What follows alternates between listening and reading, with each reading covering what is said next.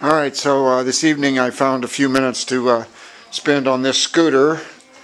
So, got the engine on the hoist and up out of the way, and working on the frame to suspension setup.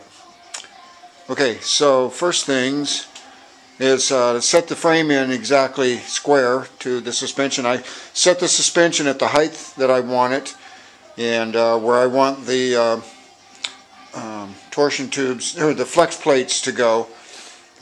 Anyways, I got that all set up just where I want it, and so we put the frame up, and it's set on my standard height for scooters. I think it's 8.5 inches up, so that it'll have 8.5 inches of clearance at the frame.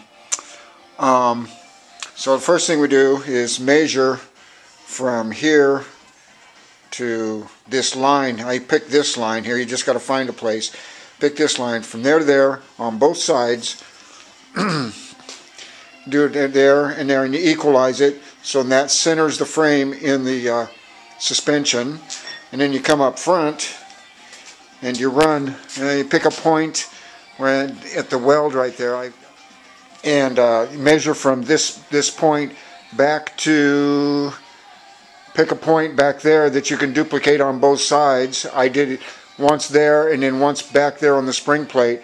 I found a nice spot that I could catch on both sides, and that triangulates the frame.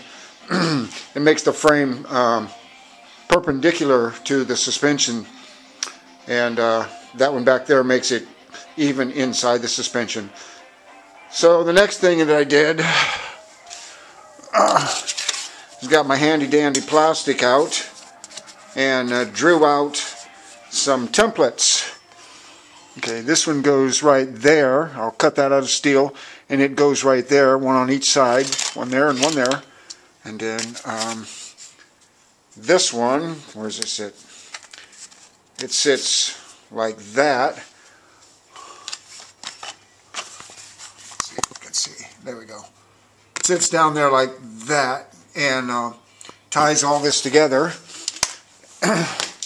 Once I have those pieces on, then I'm going to run a strap, a piece of strap material that wide as the two plates there, right between them, right on down and right underneath a couple inches, an inch or so, and so it'll come right up and over, and that'll tie all of this together. And of course, the over the engine, over the suspension frame, the framework will come up and go up and over and back down into the frame over there like that on both sides. So this will be tied in also at that point.